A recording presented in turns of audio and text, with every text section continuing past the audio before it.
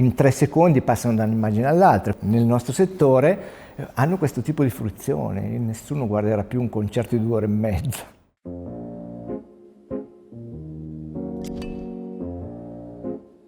Ciao, sono Mamo Pozzoli, lighting designer, show designer, base operativa a Milano. Io sono architetto, ma non ho mai fatto l'architetto nella vita, l'architetto in senso classico, diciamo. Perché ho iniziato subito a lavorare in teatro per pagarmi gli studi, macchinaggio, scaricabauli, aiuta sul palco, inizio a montare. Il teatro è una grandissima scuola di costruzione, di imparare a cavarsela con i materiali, con i mezzi a disposizione. E noi italiani poi siamo particolarmente maestri e anche apprezzati per questa capacità di inventare soluzioni quando succedono gli imprevisti, e quindi diciamo una base teorica che mi stava dando l'università più una base pratica. Il mix di queste 2 cose ha fatto sì che non ho mai riuscito a fare l'architetto nella vita, ma comunque ho iniziato a progettare altri tipi di architetture, le architetture effimere. Dobbiamo essere in grado di progettare allestimenti che vivono per pochissimi giorni, pochissime ore. E io ho avuto la fortuna di incrociare nella mia attività di musicista alcune band con le quali poi ho iniziato a lavorare con le luci, no?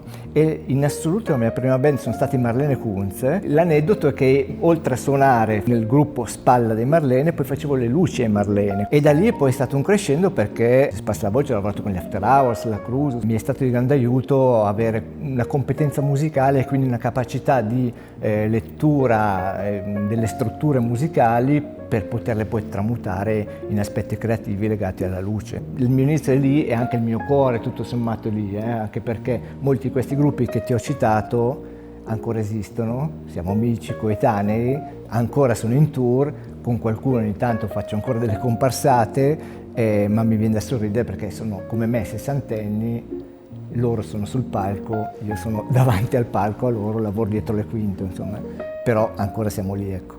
Cremonini è stato l'artista col quale forse collaboro da più tempo, perché fin da almeno 12 anni, da quando si è affacciato nella sua carriera solista dopo il Luna Pop, ho iniziato a collaborare con lui nei suoi tour, ed è una collaborazione che va avanti ancora adesso, ed è una delle poche situazioni in cui diciamo c'è questa continuità reciproca, per cui ci si cerca e c'è la massima fiducia, che per un artista del suo calibro, abituato a calcare palchi davanti a 50, 60, 100.000 persone, è comunque una cosa molto complicata anche dal punto di vista fisico e emotivo, no? Per cui quando sei sul palco per 2 ore, 2 ore e mezza, non puoi avere sempre luce addosso, hai bisogno di una zona di comfort al buio.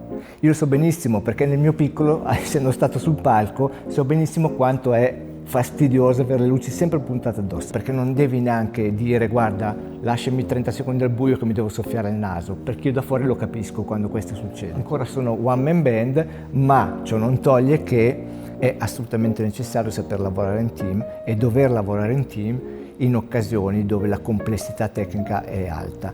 Lo show del futuro sta già cambiando.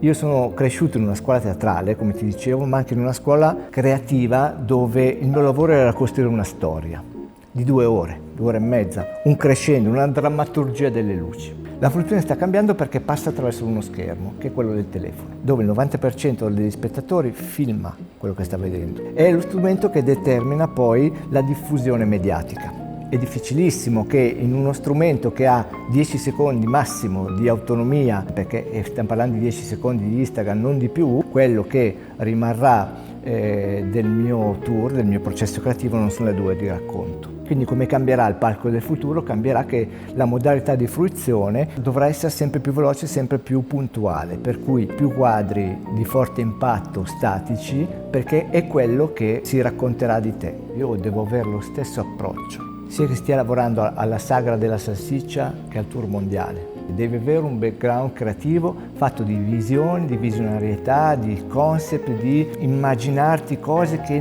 al momento non sai neanche se possono essere realizzate, se stanno in piedi veramente, ma senza questo retroterra non puoi progettare subito il bullone, la struttura l'americana. Il rapporto con RM è un rapporto di lunga durata, soprattutto le persone che hanno costruito questa azienda, che hanno fatto la differenza, mi riferisco a Marco Bartolini in particolare, Paola, Mattia, Di Ermanno, sono persone che mi hanno messo a disposizione tutta la loro disponibilità in un modo veramente commovente a volte, nel senso che ho avuto un supporto incredibile. Sono le persone che fanno, no, grande un'azienda, in questo caso il team e lo staff di DRM lo è, e ancora più nello specifico dall'anno scorso è nato questo rapporto privilegiato, avendo acquisito il marchio MA Lighting, e ho attraversato tutte le fasi di MA dalla versione 1 alla versione 2 fino a che ho dovuto affrontare il salto nella versione 3. Questo salto non sarebbe mai stato possibile appunto senza il loro aiuto e senza il supporto che mi hanno dato, perché il tour dell'anno scorso è stato in qualche modo co-gestito insieme, chiamiamole i tutor, che RM mi ha messo a disposizione durante tutto il tour e che mi hanno affiancato, no, durante l'esecuzione, un po' modello badante e sapere che avevo al fianco la mia badante mi ha sempre dato molta sicurezza e anche quella giusta dose di rimprovero ogni tanto quando schiacciavo il tasto sbagliato mi arrivava il buffetto.